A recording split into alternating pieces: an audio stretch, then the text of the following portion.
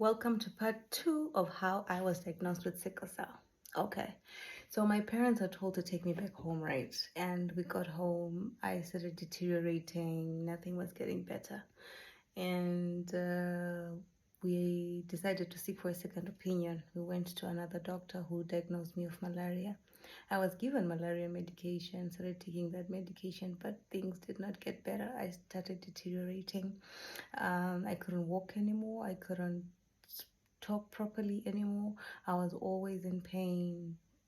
No food could sit in. I was always throwing up, and things got really bad. Mind you, I was 9 years old. I was a bubbly child riding my bike every day to and from school, and life was really good. And life had changed all of a sudden when I woke up in severe pain.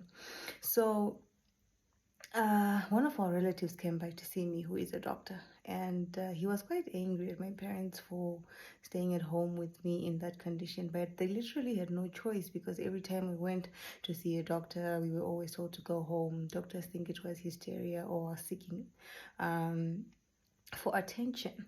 So that uncle of mine, who's a doctor, asked us to go to his surgery first thing the next day. This was a bit far. For those who know Zimbabwe, we stayed in Marondera, and this uncle of mine's surgery was in Chitungwiza. So since I could not walk, my mom had started carrying me on her back to get from point A to point B. So my mom put me on her back early morning. We went, boarded a bus, arrived in Chitungwiza. He did some tests and told us to come back the next day. We went back home, and upon arrival, the helper told us that the doctor had called on the home phone, and they said I needed to go back to Harare as soon as possible.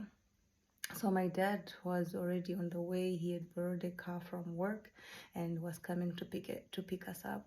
So my dad arrived, picked us up, and we traveled back to Harare, where we met my uncle at a local hospital. My parents were confused and were asking what really is going on. And all he could say at that point was, your child's hemoglobin levels are very, very low, extremely low. They're scary. Right now, all she needs is hospitalization, and she needed to get more blood. See you in part 3.